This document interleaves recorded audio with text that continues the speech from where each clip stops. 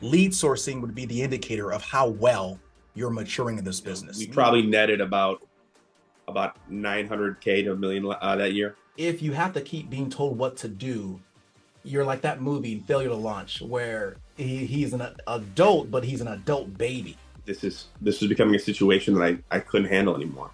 So I had to pretty much walk away from it all. It was a very humbling experience. So many people just stop because it's hard. I just grew up. You grew up in this business, just hitting the phones hard. What can I expect? How long would I have to front $200-300 a day in order to start seeing some return? If you break this business down to its simplest forms, it's just about conversation. Is this the only secret sauce? Like, this is the reason he's winning so much. A man that has not taught his children, prepared his children to live without him, has failed as a father.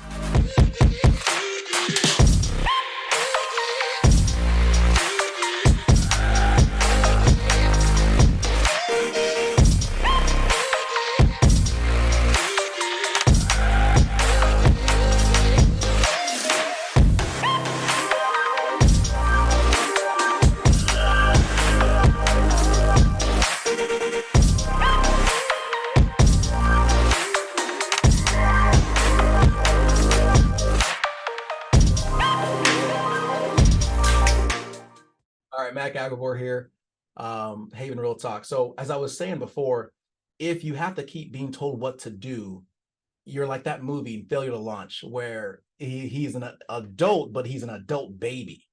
And you have to grow in this business, in your mentality, in your maturity. So the biggest indicator of maturity in this business is how well you're able to lead source. How well you're able to lead source, find food. You are like one of those Indians back in the day where they would send someone out to go find food. Maybe they would be hunter gatherers, but maybe it got scarce. And that's really how this business is, because we don't stick to one piece of livestock. You date all the leads like a player. Yep, I said it, like a player, but you marry none of them. Because if you just date all the buffalo, what happened when the buffalo go scarce?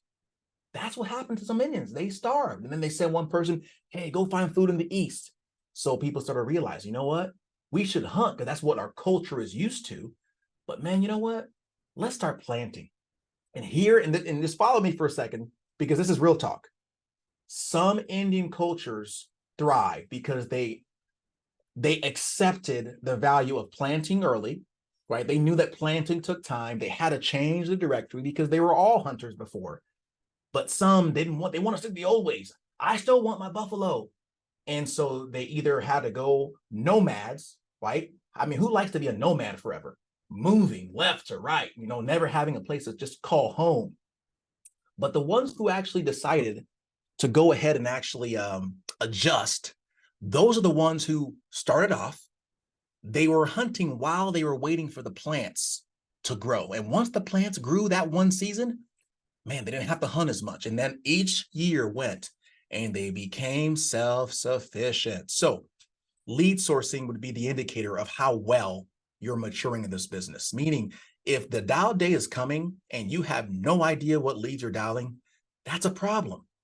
If the dial day is coming and you have no idea how effective your leads are, that is a problem. Now, if you're brand new, hey, you're cool. You got parents that should be helping you. But if you've been in this business 3 months, 6 months, 9 months, a year, failure to launch. And again, it may not be because of you. It may be because of your parents. And again, if I'm your leader, I'll take the blame. Shame on me. I enabled you instead of empowering you. But this is a new game now. Nowadays, you will be empowered. And it's tough when a baby has been fed everything, given everything, spoon-fed, and they go into a situation where they have to kind of survive on their own. That's a tough transition. So if you're going through that transition, we love you, but we're doing the best for you, because that's what you got to do in order for you to mature, in order for you to survive. And I'll say this last thing and we'll get our guest speaker on. Here's what I know. When I learned this, it resonated so hard to me when I saw this movie, because I came from Africa, and I remember, and in my culture, guys, and this is how it is for me, patriarchy is a big thing, meaning You guys have seen it. There's like a, a chieftain, and he's in charge of the tribe, and his job is to be able to help others and, provide. In my culture, that was similar. There was a head of the household, and when that person couldn't, the next head took over, right? And it was on my shoulders, and that's how it was for me. And here's what, if you remember, in the Black Panther, remember his dad, right? His dad had died, and he couldn't see him, and he was struggling, and he had this dream, and he said, "I can't do it without you, Dad." And I don't remember the exact phraseology, but he says, his dad said to him, says, "Listen, a man that has not taught his children, prepared his children to live without him, has failed as a father." I want you to remember that. If you have not prepared your agents to live without you, you have failed as a leader. So everything we do as leaders, as parents, as siblings, is to help people, show them we're there, but we got to make sure we enable them. So if you're hearing this and you say, "I don't even have anyone on my team," yeah, you do. It's called you. You are the best. You're your first pupil, right? What are you doing? And here's what I mean by that. Some of you don't realize that this is a business. You are an employee of your business. You must lead yourself, meaning you must clock in. And some of us, we are bad employees. We would be fired if we were at a job. So what I'm saying is you need to separate yourself from, "Oh, I own the," no. You, when you're working in the business, when it's 8 to 5, 8 to 6, 8 to 7, you are an employee, right? And are you going to lead yourself well? Prepare yourself to be without your leader, meaning when you don't feel like it. That's what I mean by that. When I say you don't have your leader there, when you don't feel like it, did you prepare your employee self to work well anyway? And if you only do things when you feel like it, that means you didn't. So remember that as we go through. So I'm excited for this because we talked about lead sourcing, and we have a special guest speaker that he's, to me, the epitome of it. He's actually generated his own, because initially in any business, the number one thing you want to do is, if you can bring things in-house, you game change everything. And in this business, y'all, if you control the leads, it's over.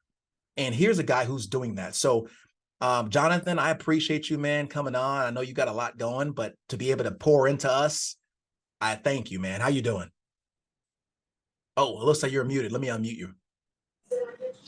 I'm doing great, brother. How are you doing? I'm doing good, brother. Appreciate you getting on, man. Let me our conversations are a little bit different than most. We do what we call real talk. So Mm-hmm. we not only want to hear, the X's and O's, but we want to hear what makes the X's and O's work. So we know it's operating system. So we want to hear kind of your background. Like, did you just wake up one day when you were 10 years old? "I want to be an insurance agent when I grew up, Dad." How did how did it happen? Like, how did you even get here? No, man, I've been my first policy written was December 19th, 2020, and I was in a stage of my life where I had to figure something out, man. I needed to figure out another career path. I had a business, and we were actually doing very well. Overextended myself on debt and credit, What kind of and business? we were wholesaling medical supplies, and actually Pablo, the one who recruited for FFL, he's one of our vendors that we'd purchase our supplies from. And so it was probably November 2nd of 2020 where I was looking for something for Amy. She was looking for a different job. She was actually a personal trainer at the time. And he's like, "Hey, dude, just why don't you sell some insurance?" And started watching some Andrew Taylor podcasts. And, saw all these people having a bunch of success with it. And I said, "Man, I think I can do this." And just started pouring into these videos and just watching a bunch of content. And I said, "Man, this is This something." was sales, right? So you were in the sales industry anyway. Yeah. I was the owner, but I was the guy behind the sales as well. So, it was right up my alley. And so you were doing pretty well. We're Yeah. talking 100 grand, 500 grand, a million a year. Yeah, our business, like our total gross revenue in 2016 was my best year. We did about $10 million in sales. Wow. And we netted, it was one of those high margin. It was a business where you made low margins, high volume. Got it. And, we probably netted about 900K to a million that year. Got it. So Knew how to sell, knew how to work. Just made some, let my ego get in the pride, to be honest. Who doesn't let that sometimes happen? But yeah, I learned some valuable lessons from that. Copy that. So you transition. Now, what happened to the market that you had to do something different? And again, I'm asking these questions because sometimes people think and look at success. They say, "Oh, look at this guy. This is Vin Diesel's twin brother, man. Of course he's successful, right?" What I want them to hear that the winds of life blow on us all. The question is how we set our sails. So, what Mhm. happened in your business that made you say, "You know what, I got to find something else"? Well, at that point, I just had gotten overextended on debt, and it said this was becoming a situation that I couldn't handle anymore. So I had to pretty much walk away from it all. It was a very humbling experience, kind of this shame, if I'm being honest. I had to sell everything. I was going through a divorce at the time, had to move back with my parents for the next 2 years. After that, just to kind of pick up myself and figure out what I was going to do. And I was doing Uber and Lyft, and I was trying to rebuild that old business with a family member of mine, and it just wasn't Wait, working out. And you're talking about you go from 10 million a year to doing yeah, yeah, yeah, that's yeah. humbling. It is humbling, but it very humbling. And I was on top of the world when we were doing that. So I was living it up, and it was a humbling experience. So, but life teaches us everything, right? Yeah. So you said you were trying to build that business with your cousin, and then Yeah, he went with a different route as we well. had different values, how to grow the business. I appreciate him for what he did in that season of my life to try and rebuild it. We did have some success, but it was becoming to a point where this probably wasn't going to be a good fit long term. All right. So you connect with Pablo, or rather, Amy was the initial person, and then did Amy Yeah, start having success? And she's like, "Try this." yeah. So Amy and I was talking to Pablo, and the funny thing is, like, Pablo and I weren't really all that close to friends. I don't know, and I don't know why we were speaking on the phone at that time, but I just basically dropped him like, "Yeah, that's what I'm trying to do." He's like, "Dude, just start selling some insurance." He's like, "I made X amount this month. You should hop on."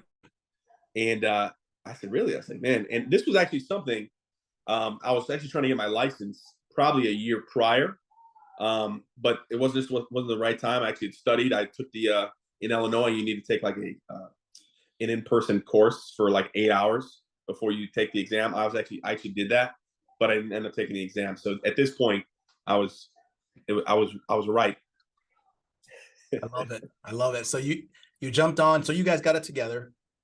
Success out the gate. What did your first month look like? My first month, man, I submitted a whole bunch of business, and I issued about 17,000. I submitted like 33. I actually wrote up apps for people that like were just gonna do direct bills. Like, oh, he's like, oh, I don't want to give your bank account. No problem. Let's just write it up. We'll send you the bill. Like, okay, let's do that. Oh, the rookie mistakes, man. I love it. Oh, wow. All right. But hey, you got paid something, right? That was enough. Yeah, You yeah, got that fix. That commission bug hit you. yeah, yeah, yeah. My first policy was an Americo Eagle. I called this guy up. His name was Jerome. I'll never forget him. And he's actually still in the books. And he's like, "Yeah, I want some insurance." And I was like, once they agreed to buy, my hands were like shaking, and like I was like, they're gonna change their mind. Something's wrong is gonna happen. Like I'm not gonna mess it up. I didn't have a iPad, so I had like this. I was using a hotspot from my laptop, and I was just, I had to ask them for their Wi-Fi because it was just so slow. It was a disaster, but they were super nice. We ended up getting paid, and yeah, the rest is history. I love how your humility is simply highlighting and almost leading you. Because I'll be honest with you, I've had agents who get started, but they want the stars to line up. Everything needs to be perfect. I got to get this right, that right. Here you go out, you don't even have an iPad. You have the hotspot, which you know how slow that is. You got Yep. to ask people for their why. All these things that could have been impediments, but you just went through them, right? And now was the reason you did that was because you were so hungry? Like going backwards was not an option. Oh, absolutely. Yeah, I knew they wanted it, and Pablo was actually he just helped me sell it. Dude. It was like, I didn't know what to ask. I didn't even have a financial inventory. I just like this scrap piece of paper that I was just writing their stuff on, and I just took a picture. What are you sending me? And yeah, yeah, I knew I wanted to get this done. I wanted to make this work, and yeah, here I am Here 3 we are. years later. Let's fast forward. So you kind of were in the business. What did it look like? So you sold some, you were kind of getting your knees knocked, you got it back up. And then did you just settle at about, helping 30, 40 families a month? Was it up and down, or were you Yeah. steady? Yeah, great man, great question. So my journey, my first, I was running nothing but the infamous instant internet leads, and I had a lot of, I felt like I had some pretty good success with that first few months. Probably sold about 100,000 my first few months, and then in April, transitioning to May, I start getting some direct mail fresh mortgage, and I totally flopped. It was Mm. bad. But those are the best leads, Jonathan. Yeah, Like those are the best ones. yeah. I was running through my card, and I was maybe at like, I don't know, I was like at a 25%. I was getting them on the phone. I was booking appointments, but it was just bad. I remember recording my in-home presentation with Stephen Yee, and he's like, "Yeah, man, some of the stuff you said, Janelle, she just had to cover her ears, and it was really weird and inappropriate. It was bad, man. It was just really bad." Oh, I love it. I mean, I love how humble you are about the process. Some people, when they are having not the success they want, they blame everyone else but their mama instead of just doing this. Yeah. I mean, you went out of your way to record yourself, right? Versus blaming everyone. This is bad, all this stuff. You're going through this process. I mean, I want to kind of highlight, like, so many people just stop because it's hard. Let me back up, because you said you sold a lot with the internet leads. When you Mm-hmm. say that, I want to be honest, you make it sound easy. When I tell the stories of what we did to sell, when there weren't many leads in our area, we had to go travel. Like, people just, oh, you sold, 50 grand, okay, 40 grand, 30 grand. What did it actually take? I mean, what did your dial days look like? How long were you working? Oh, I mean, I was just nonstop pounding the phones. I just grew up. I just grew up in this business, just hitting the phones hard. I was not afraid to hit the phones. And so for those agents that, just are afraid to dial them, really, if you dial your leads once, that does not mean that you dialed your leads. And a lot of this is timing. So, someone that woke up, that you called them at 8 a.m. and they're grouchy to you, you might call them at 4 p.m. and they may have had a great day. They might have got a raise, may have had a great date, whatever that is, and they may book an appointment to be a totally different person. So, yeah, I grew up, just pounding the phones. I was willing to dial at least 500 to 700 dials. I'll never forget, there was a dial day where I spoke with Steven, and it was 1 o'clock. I didn't have any appointments. And I said, dude, I'm going to get some appointments. And I went out and booked like, 16 in the next like 5 hours. It was just one of those. So I wasn't afraid to dial. And I feel like that's maybe a lost art. Everyone's trying to find workarounds to dialing. Sweat equity, man. They want the secret sauce, not dial so much. Yeah. Yeah. And with it, you and I have talked about these Facebook leads that I'm running, and I've put a lot of people on the Facebook leads. And there's a lot of people that haven't had success. And largely that's because they just don't dial the phone. Isn't it interesting that I read this book? It's called "The Obstacle Is the Way." Yes. That people trying to avoid the very thing, the secret sauce is that very thing. The reason you're succeeding is because you dial a lot. So we try to get around dialing a lot. You don't dial a lot, and so you don't win, right? Yeah. I talk to all the time. I talk to new agents, and they're always like, "What type of leads you're running?"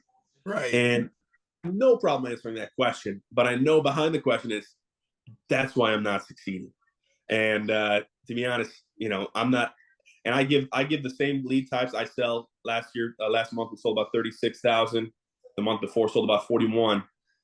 That's not, I'm down the same leads that I give my agents. So I'm not only telling you to do something, I'm doing it myself. So let's talk about being able to be a triple threat. The same thing happened to Jonathan. That happened to me, by the way. I was selling internet leads, and then someone said, "Hey, Matt, you're selling internet leads. You should be able to do mortgage leads." It's like, sure, they're $100 a piece. I was like, okay, these are better, higher premium. I got slaughtered. Yeah, I'm nervous. I'm breaking even, but I'm not selling what I'm used to, and I pulled out. right? So tell me about that transition. And again, we're all leading to talk about the Facebook leads, but what Yeah. happened Yeah. there? Oh man, I think, you know what's so funny? It's the success. Once again, ego. When you have some success in this business, I thought, okay, I'm doing the internet leads, and internet leads. If you can book an appointment with them and actually sit with them, that's the tricky part. They're gonna buy. And so that was the kind of mentality that I had with mortgage protection. I said, I'm gonna, these people they're just gonna lay down. And the sales process for mortgage protection is a little bit more different. You need to be a little more tighter with your game, so to speak.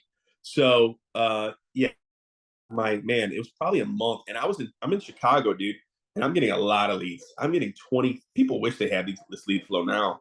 I'm getting 20, 30 leads a week. And I'm spending a lot of money on leads, fresh, exclusive, direct mail leads, mortgage protection leads, and I was getting smoked. And I remember I watched a bunch of training, and I think there's something to say about just whatever your style is, personality wise, and how you present people, talk to people. You stick with that style. I was trying to do things that were not my style. I remember just asking people like, "Hey, why'd you fill this out?" Just like, well, I thought you were with the mortgage company. And I'm like, I didn't know what to say at that point. And, just stuff like that. And then, didn't know how to close and just spent a lot of money. That April to May was just a rough few weeks. It was probably 3 or 4 weeks, maybe a month. Yeah. That I got just completely smoked on mortgage protection. And you lose your confidence during those down periods. Like as an athlete, and that's something we'll go to with Jonathan as well. I know you play baseball. Soccer players, when you're a striker, I don't know, midfielder, dude, like your confidence comes from scoring. If you go like a couple of games without scoring, like you start losing your, you're like, do I know how to score? Like you start the things that you did to get there, you almost get like trepidatious about it. That affects you, right? I mean, how did you get out of that? Because we all go through these Oh, man. Well, that day that I sent, it was coming to the point where Pablo, I remember he called me after every appointment. He's like, "Hey, dude, like, what's going on? Are you good?" I was like, "Man," and I was always I was pretty optimistic for the most part. And I was like, "Hey, dude, I didn't get him this time." He's like, "Man, what's going on?" And so I finally recorded myself. We got in the call with Pablo and Steven. He gave me I was just writing everything down because I was humbled at that point. And dude, when I just took what he said, I spoke with Joe Miller, I spoke with Steven, and I just did exactly what they said. Brandon Kitchings, those three people, and just did what they said. Boom. And then I think that day, it was in the morning that I had that conversation with Steven. That day, I think I held like 7 families. It was lights out. Crazy. Wow. Isn't that crazy? And was it just those small tweaks that they said, Yep. Here, don't say this, say this? Yeah, exactly. Yeah. Small little adjustments. Yeah. Isn't it interesting like golf? When you're golfing, supposedly just that one little movement, it's just that 1 degree makes all the difference. So let's transition. So, you're selling, you go through this down spell when you got into mortgage. Did you stick with mortgage? Did you pull out? Did you do a Yeah. So from that point on, it's so funny, our evolution as an agent, and I'm sure you could speak to this too. So 2021 year for direct mail I sold 337, largely from May to December was just direct mail.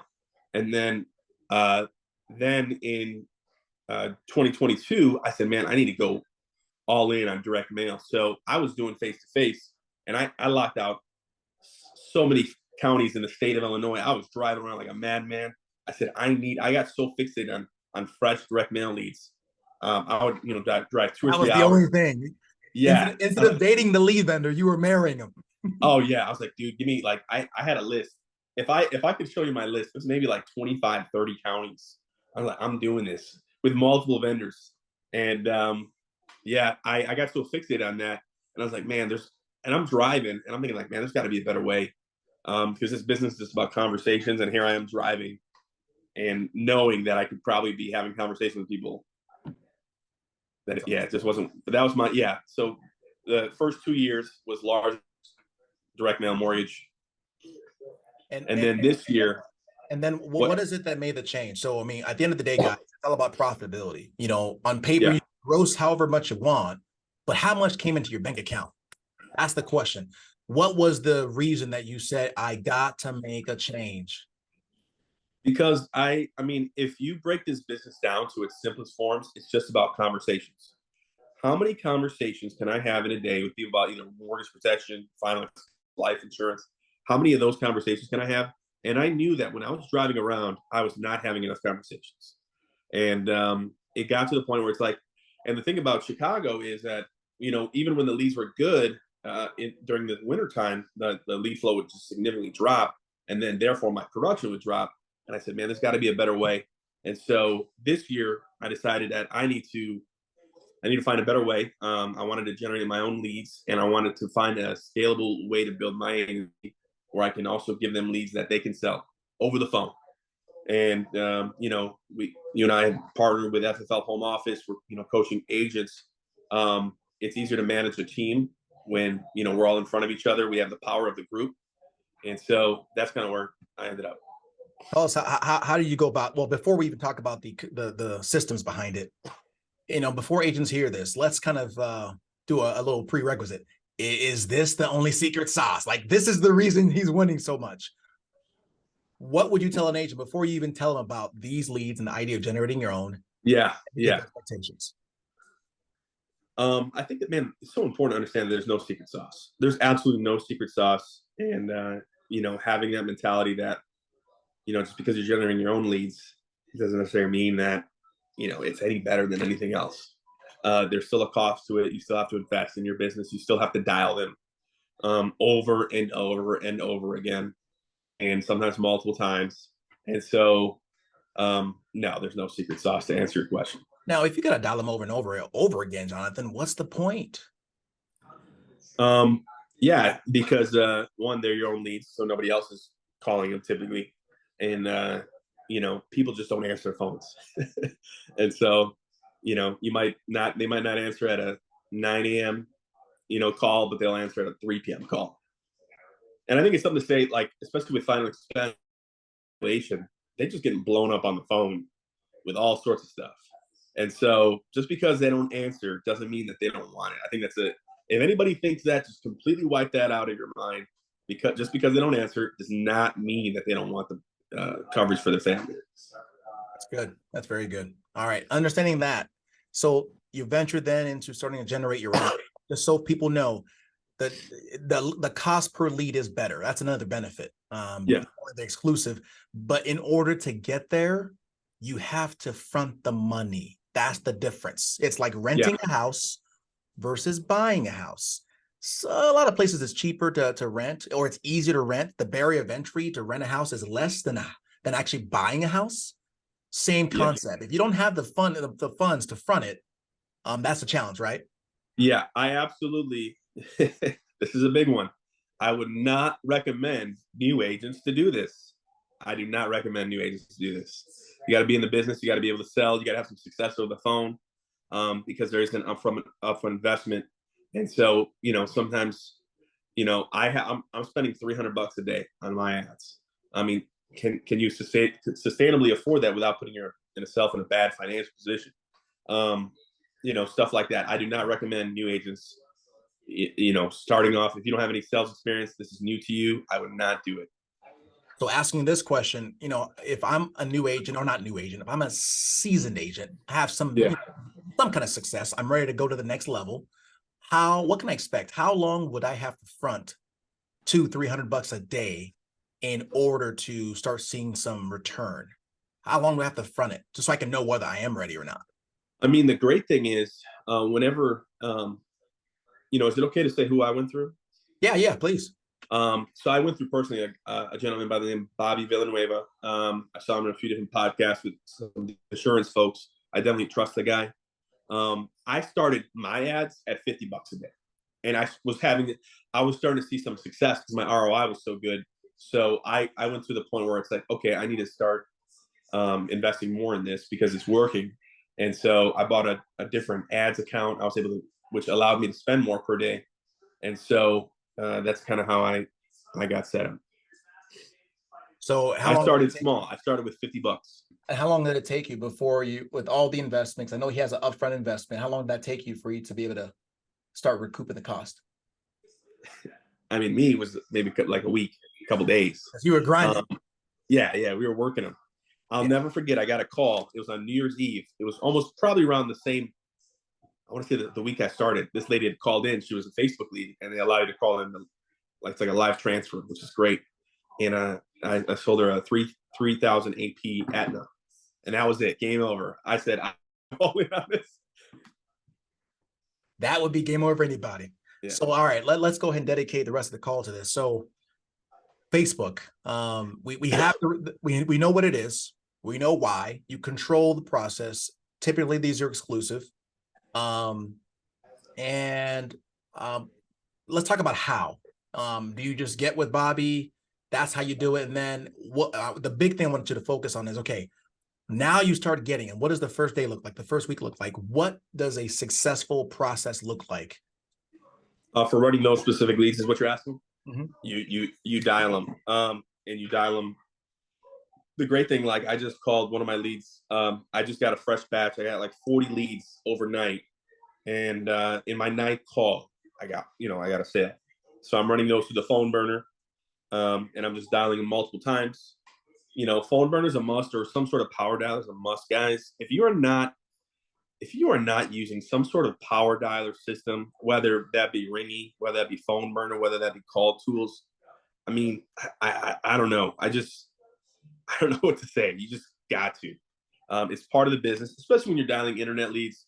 And in the day and age we live in, people just don't call. So first and foremost, to answer your question, I'm dialing them through phone burner, through my power dialer multiple times. And then I have a text magic tool, textmagic.com. I just upload those leads, send out a message about trying to book an appointment. And yeah, that's pretty much the two ways. And I keep adding people to this list so I can, and then I'll book an appointment maybe 3-4 months down the road until they tell me to leave me, until they say leave me alone. That's when you consider them resolved. All right. So first couple of days, you'll start getting some flow. Yeah. Are these the same people who we're talking about, internet leads who fill out multiple forms? What does it sound like? So let's just do a role play. These are the same people. You call them up. What does it sound like? So you call me up, ring, I say hello. Hey, Mac. Yeah. Hey, Mac. Good morning. My name's Jonathan. I was just getting back to you about that form that you filled out on Facebook regarding the final expense and burial programs. This is the one where you put down Anna as the beneficiary. Now, I'm assuming you remember doing that, sir? Yeah. Perfect. Yeah. And I just wanted to confirm, I do have your date of birth as 1/1/1985. Is that correct? Yeah. Perfect. And Mac, is this your first time? I'm sorry, I'll reintroduce myself. My name's Jonathan. I'm a state licensed underwriter out of the state of Arizona. Is this your first time looking for coverage, or are you adding on to what you already have? And I call that a temperature check. So I'm asking that question to see where they're at mentally. You'll at that point, you're going to see I'm just looking for quotes. You're going to hear that one. Oh, I got something. I want a better rate. Oh, I'm adding on. I realize I don't have enough. So you're doing a temperature check, so you know how to field it moving forward. I don't have anything I need it. Okay, you got a warm fish on the line there. Right. So I think it's important to get that temperature check early to see where they're at. I just wanted to. That was a side note. Thank you. So and I'll say, hey, so we have about 35 different A-rated carriers that participate in our programs, and I'm a medical underwriter. All I'm going to do is just run through some health and medical questions and see which program is the best fit for you.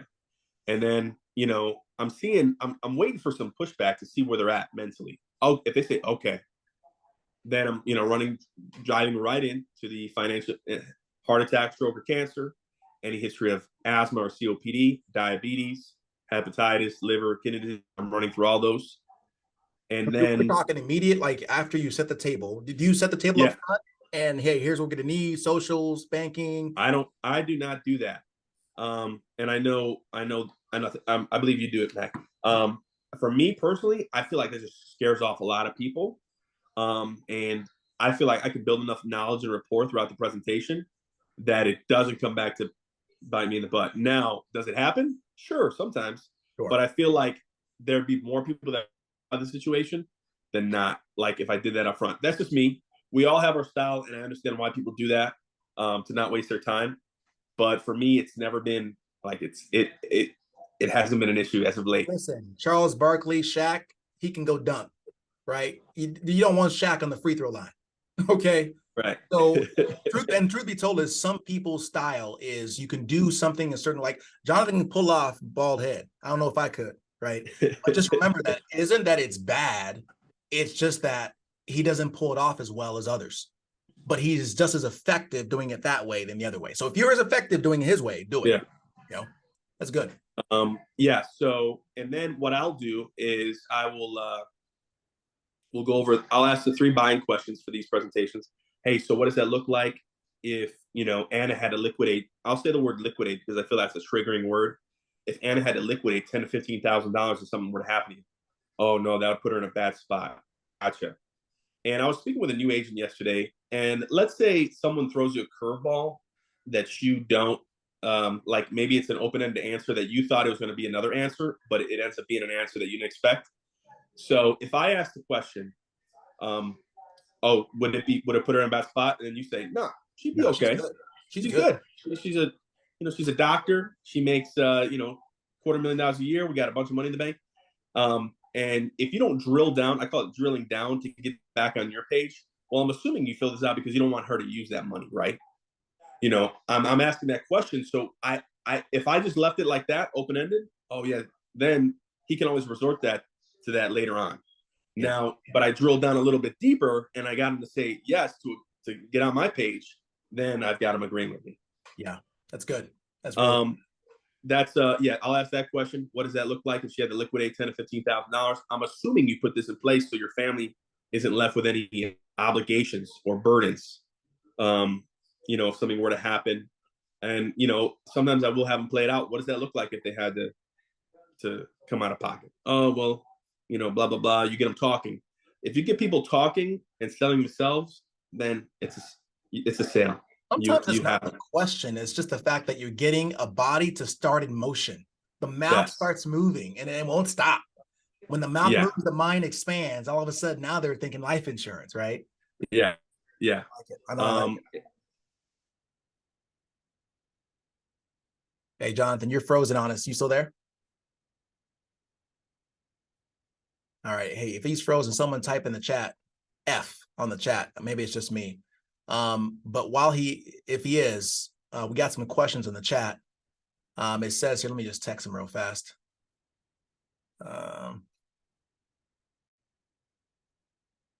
All right, so we got some questions in the chat. I want to make sure that they were answered.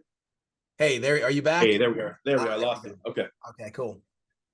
All right. What were you saying? You were just frozen. I forgot the part that I left off. It's all good. Someone was asking in the chat. The company that you used was Bobby Villa. If you can, maybe pop his info in the chat. Maybe people can use him. You trust him, and he works. It's a one-time fee. Is it $2,000, $3,000? I believe it's anywhere from $1,500. There's different packages, guys. Please don't start with the big package. I don't want you guys spending. I don't want you guys overspending and overextending yourselves. Please start with a small package. The only difference in the packages is your ad spend. The larger packages allow you to spend more quickly right off the rip. But you could start, my suggestion, you start making money, you generate leads, being profitable, generate some cash flow, you reinvest that money. It doesn't take much. With final expense charges and these lead costs are so low, it doesn't take much to be profitable, guys. So start low, invest little, and then once you start making money, go ahead if you want to increase it. There it is. And so there's the upfront for him to set you up, and then there's the daily lead spend. What do you said $50 a day is what you suggest? Yeah, starting off, yes. And how many leads should you be expecting to receive? Is it like a fish net? They throw the net out for $50, and however many come in that net is pretty much what it is, whether it's one fish or 500 fish. Yeah, it really depends. With 50, I mean, my average cost, I'm spending, it's about $5 a lead. So what is that? 10 leads? That's not bad. And they're exclusive, fresh, real time. Yeah. It doesn't, you get one of those, which is very realistic, to be honest. But even if it takes a few days. Okay. Yeah. Got it. What was your other question? Other question was, so when you get to the point, you're spending $100 a day, when do you know when to spend more? What's the curvature on the road or the landmark? Oh, I mean, for me, if you're seeing that the ROI is there, that you're, my goal personally is to do at least 3 apps a day. If I'm doing 3 apps a day, that's usually generated from like 50, 60 leads a day. Wow. I can do 3 apps. And this is now with saying that, I'm also working all the old leads. That's not Right. just And from the just new fresh leads leads. every day. Yeah, Yeah. that's not just from the fresh leads. I'm closing 3. That'd be great. But I'm also closing 1 or 2 maybe from the old stuff, because you're just building up an inventory of leads. Crack, man. I mean, when you're getting that many leads a day, let's be real. If you don't know this as a new agent, here's what's going to happen. Your biggest problem is not you're going to say, where are my leads? It's going to be, which lead do I go after? It's like, imagine you got all these, like, remember that movie in Simba, Lion King, when he has all these wildebeests, like, which one? How do you keep Exactly. track of all that? How do I keep track of that? How do you choose which leads to attack? So what's your process? Oh, great. Yeah. So, man, for me, for a while, I had 2 dialers, and I recently just let them go because I felt like it probably wasn't a good use of resources. But because I think the best route is to one call close these folks. And so my new strategy is just running through like the week, like going backwards up until a week, hitting the phones if I can. Sometimes I don't always hit that of lead flow. Okay. So, and then I'm texting 3 times a week. So you So spend like an hour a day just blasting how many leads of a certain, well, what are you saying in the text message? hey, this is Jonathan. Just getting back to you about that form you filled out on Facebook. You put, give me what time is a good time for you, morning or afternoon? Boom. Morning. Okay, 10 a.m. or 10 a.m. or 10, 10:30. So the CRM is able to categorize who responded, who didn't, so you can just do a quick blast. Yeah. Ringy, Amy uses Ringy. It's got more automations to it. So I think Ringy is great from a text messaging standpoint, felt like having a campaign. Yep. Phone burner, I think, is a superior power dialer. So there's pros and cons of both. Whatever one you like, roll with it. Yeah, we use Zepo. But you gotta have something. Gotta have a dialer. Got it. I love it. Let me ask you this, and this is something that I'm hoping will help prepare people to do this. The experience generating your own leads when they become plentiful, is it any different than than calling internet leads? I know some people like pull their hair out because they're not answering, whatever the reason is that you don't like internet leads, but is it just you're doing the same thing, but your ROI is better because you are investing in the lead, so the cost per lead is less? Or is it just different? I mean, my experience, so this is someone that I've sold a lot of instant internet leads. And 1 month, 3 months from the ILC, my experience is that these leads are just far superior. I'm not like, I ran Cook County instant internet leads. You two, leave me alone. Quit calling me. I didn't even fill that out. I was playing chess online, and I just slipped upon this, and I'm like, man, what is going on? And I've still sold a lot from there, but this is a night and day difference. So these people actually, their leads, it's not magical, but they know, hey, they filled out this form on Facebook. To me, if someone can remember filling this form out, that is half the battle. Got it. They remember filling it out. They have the beneficiary in there. Now, you don't need the beneficiary. If you don't, that'll decrease your cost per lead because that's less of a thing, something that they have to fill out. That doesn't necessarily, having the beneficiary on there, some people get so stuck on this, that doesn't necessarily mean it's a better quality lead. It just means that they're a little more invested in the form. Mm-hmm. But my experience is that these, they remember filling it out. It's exclusive, it's fresh, it's real time. Imagine calling someone, and I'm sure you've experienced this, Mac. You get a lead. Oh, I just filled this out a few minutes ago. I love hearing that. I love hearing that. Yeah, the system works. So, I don't want to say this to oversell people, and I don't want people to be in a bad position if they get this program. There's a lot of people that I've told about this that have not had success with it, guys. Tell us about that, please. They just, if I could attribute to anything, it was just not working the leads properly. They weren't texting.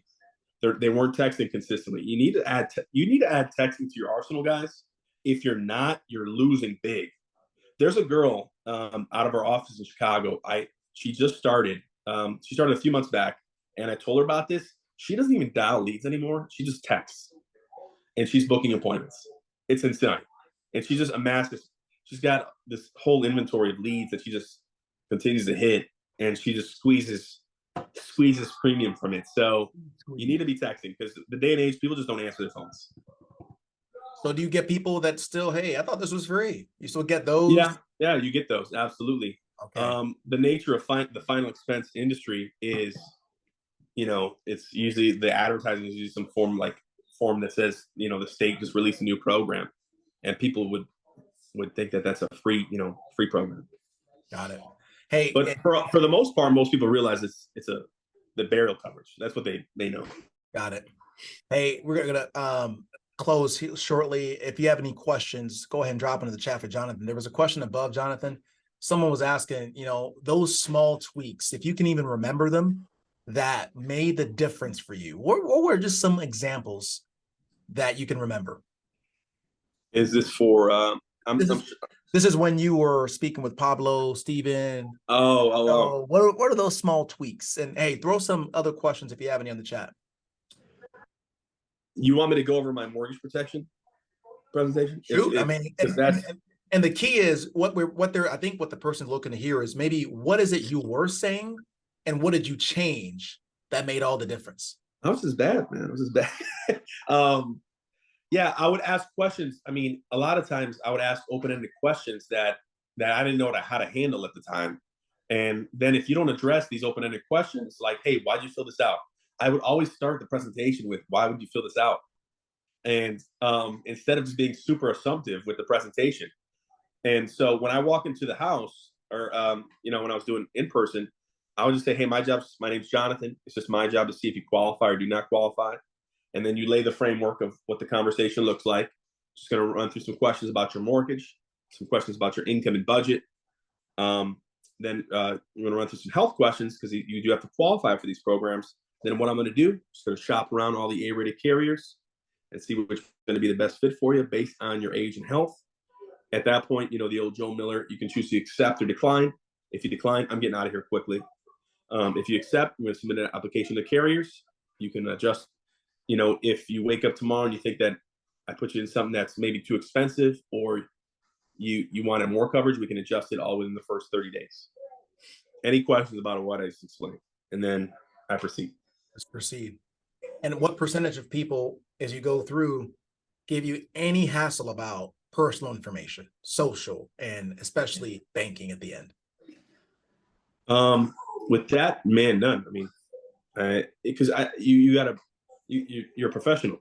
So when you come off as a professional, so something like little things, like something that Steven taught me was, hey, make sure you put your property in trust, because if you don't, then it's going to go through probate. And then, depending on the county, it's going to be 1% to 2%. And I would tell people that while I'm going through my presentation, hey, do you have your property in a trust? They're like, no. And I'm like, hey, so typically what happens if you pass away, it's going to go to probate. It's going to be 1% to 2%. And how you eliminate that, you put the property in a trust. And they're writing it down. Now they're on my page. Now I'm the expert. Yeah.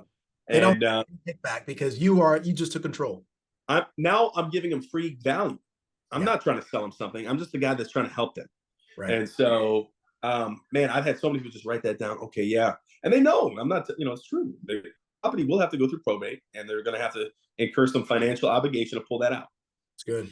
Jonathan, let me ask you this, but what does it look like for you as far as IP? I mean, you're doing 3 apps a day. Now, the agents that are following your lead, is it equivalent, or are they still going through their process? Yeah, good question. This my program with the lead assist is brand new. It's like a month old, but we're having people have success with it. And, I got to make my own tweaks as an agency owner on, lead flow, lead spend, and I would say nobody's having that success yet because everyone's got to go through the process yet. But we are having people sell from these leads. We had Tanika. It was her first month. She sold 6,000. No prior experience. Just helping. And this is all new. No telesales experience. No experience. And so we've got several agents running through the pipeline that I'm sure that we can get them to some decent premium from these leads. Copy that. That's a good question, though. someone's asking, what does a 36K a week look like? I mean, how many presentations, how many policies closed? I wish that was weekly, my friend. That's monthly. That's monthly. So you did 36K that month. Yeah, and, yeah. And that's again being an agency owner, right? I mean, let's be Yeah. real. As an agency owner, that's pretty good because you got so many other responsibilities, helping this agent, that agent, right? Oh yeah. So if someone is, I mean, they're a solo agent. If you were only worrying about yourself, Jonathan, what would that really look like? Oh, not answering any of their calls from downline agents or team members. Yeah, I you mean, just probably 50, running. probably 50K locked in. No problem. Right. Yeah. But how many presentations or conversations actually does that look like on a daily basis to do 36? Man, I try to do 5 presentations. Now I don't always hit that goal because sometimes I'll sell more. But what I always like to explain to new agents is just focus on the activity. I don't focus on the result. Yeah, I told you personally, like I'm trying to do 3 apps a day, but more so I'm locked in on how many presentations I'm doing. I'm trying to get to 5 presentations a day. Instead of not becoming so emotional about the outcome, I'm just focused on the activity. And if you can master that, you're going to have a lot of success here. If you become so unemotional about, no sales and chargebacks and stuff like that, and I know we all go through a process, but if you can just focus on the activity, focus on getting the full numbers. So what's a presentation, guys? A presentation is where I run through the 3 options because I do a 3 option close, and I'm asking, hey, which one of those options works? That's a presentation. I don't consider anything else a presentation till we get to that point. Good. We're going to backtrack. Someone's asking about the Facebook prep and all that. No, Bobby, he'll do all that. You'll have options of what to add and what not. What are some, I'm talking have to filters? You said you could exclude beneficiaries. What are some basics that they should not exclude? Or does Bobby go through all that? He goes through that. And guys, while I do love Bobby, you can do this on your own. I just did it because Bobby he's a credible guy. He always answers my calls and he's helped me a lot. And so you can figure this out. YouTube is a great resource. Just say, hey, make your own final expense leads on Facebook and test it out. And you don't have to, but what I would say is you have to develop the skill of sales. And so if you're on this mindset and this path of I'm just looking for that lead that's going to trigger that's a magical lead. This is not it, guys. These are great leads. I'm a big fan of them, but they still are just people. And so you got to master the skill of people. And I feel like that's something that we don't focus on enough as new agents. Is that we're just trying to find that perfect lead. But you got to grow your skill set, guys. This is a skill set. You got to learn from guys like Mac. That's why we have the Zoom. You got to plug in. We have the Zoom sessions. You got to plug in. You got to become a student of the game. We're making doctor loyalty. So how long did they have to go to school for? And so how much how silly would it be to think that we can just come off the gate and hit all these grand slams and make $50,000 a month? It's unrealistic, guys. It's totally unrealistic And disrespectful to the game. Oh, absolutely. So become a student of the game, guys. And this was I hope to add value to you guys, the Facebook thing. Because maybe there is someone out there that's doing 10 to 15,000. You're starting to have some momentum, some consistency, and maybe that'll add value to you. If you're a new agent, get your feet wet, have some conversations, talk to people. This is a tier 2 type of conversation, I want to say. I don't want anyone, losing their money and just not getting the ROI, and then it puts them in a bad spot. I would hate for that to happen. So, get your feet wet, become a player of the game, become a student. That's what I would tell you to focus on first. I love it, man. You couldn't have. If this insurance thing doesn't work out, you can always be a politician. That was a strong. Bro, you the man, man. Hey, you want more, Jonathan? Love you, brother. Gives everything you got at the home office, guys. FFL home office. That's the court. That's where we play. That's the field. Everything happens there. Anything you're going to do it on the court. That said, guys, we'll see you next week. Thanks, Jonathan. Appreciate you, man. You're welcome, brother. Take care. Yes.